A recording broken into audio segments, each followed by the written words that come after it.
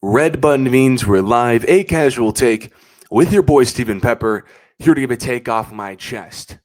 So, how do I start this? Thank God, okay?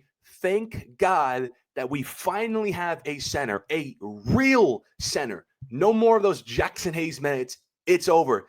Here comes Deandre Ayton, 2 years, $16 million roughly, with a player option in that final year, pretty much gave him the rest of the mid-level exception.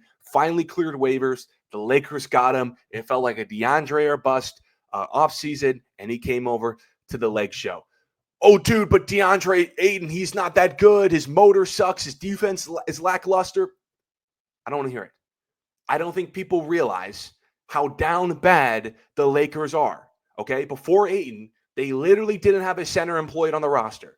And this is a free agency class that is as dry as the Sahara Desert when it comes to centers. Okay, all the Lakers needed was a body who can play for 30 minutes, 82 games, and as many games as they need in the postseason, so where they don't have to worry about where the rebounds are coming from because they have to go small because their center is that unplayable. I mean, that literally happened in the postseason last year where they played halves and even whole games without locking a single center minute. That's how bad Jackson Hayes was. I mean, Rudy Gobert. I hear all this stuff like Jokic is going to eat up DeAndre Ayton. Rudy Gobert went for 20 and 20 against the Lakers in Game 5 in a closeout. Okay, that's not happening with Ayton. So when you bring in a DeAndre Ayton, about $8 million a year, that's a massive upgrade considering where the Lakers were. So I'm not comparing Ayton to Jokic. I'm comparing Ayton to what the Lakers had in like a Jackson Hayes. And that talent gap is as big as Michael Strahan's tooth gap, okay? It's night and day. You can tell a difference. We're talking about somebody in DeAndre Ayton who is a career 16 and 11 guy. And last year in Portland, it was pretty similar, 14 and 10 in 30 minutes. And those numbers, by the way, those translate to the postseason. Remember, this is a guy who started in NBA Finals, back-to-back, 60-win teams in Phoenix. So say what you want about him being a losing player. And this is one of my favorite stats. In 7 seasons in the NBA, the former number 1 pick in Luka Doncic's draft class has not had a season where he didn't average a double-double.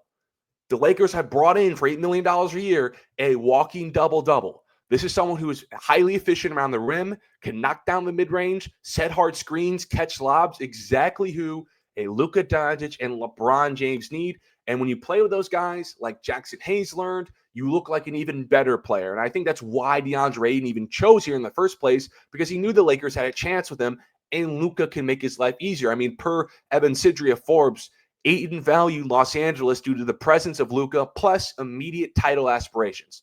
Now, speaking of title aspirations, do I think Ayton makes the Lakers contenders?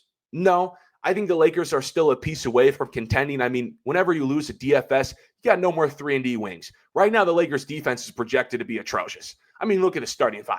Who the hell's about to play defense? Not Luka, not Reeves. Bron at 41, maybe in spots. Not Rui and Ayton, of course not. So they're not going to play defense. But when I also look at the starting 5, I see one of the very best offenses in the league. I mean, you got 5 guys now that they have DeAndre Ayton who can each score 20 points in a given night. Luka, LeBron, we know that. Reeves, we know that. Rui shooting, and now DeAndre Ayton around the rim. You put J.J. Redick's mind next to it. I think J.J. Redick might not like DeAndre Ayton, but this is a really good offense. So do I think Ayton makes them contenders? Again, no. But let's not get too crazy here with the anti-contender takes, okay? Like, let's remember that the Lakers won 50 games last year and the 3rd seed in the brutal West with Jackson Hayes starting for roughly 2.5 months. Okay, I get the West got better, right? Denver, OKC, San Antonio, Dallas, whatever. But it didn't get drastically better to the point where the Lakers, with now a massive upgrade at the center position, can't win roughly the same amount of games. Okay, they can't win a playoff series. This is not a play-in team. I get their defense is going to be rough. And that's why I think they got to go make a trade. But DeAndre Ayton is a really talented player. He has his deficiencies. I remember that there's one game where he didn't clear his driveway in Portland, so he skipped the game. But this is a really talented player.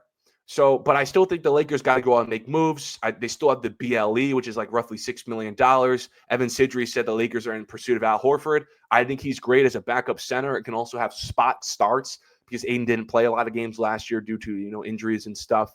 But this offseason, it felt DeAndre Ayton or bust. I mean, they didn't walk away DeAndre Ayton. We're talking about Nick Richards, maybe Al Horford still, but he's not the center that they want starting because all the centers went away. And it would have required the Lakers to get real creative with like a Claxton or Kessler trade. Do you trust Rob Pelinka with that? Because Rob Pelinka definitely got bailed out with DeAndre Ayton. So with the fact that DeAndre Ayton is on this roster, really talented player, 14-10 last year in 30 minutes in Portland, I think the Lakers, although not contenders, they finally have a real center. And I look at the starting five and it feels completed. Okay. Maybe a better defender, but I feel better off today about the starting five and their center position than I did with Jackson Hayes 3 months ago. But let me know what you guys think. I appreciate everyone for tuning in to this episode of A Casual Take. Follow my social media. Stay updated on all things related to the show. Until next time, see you.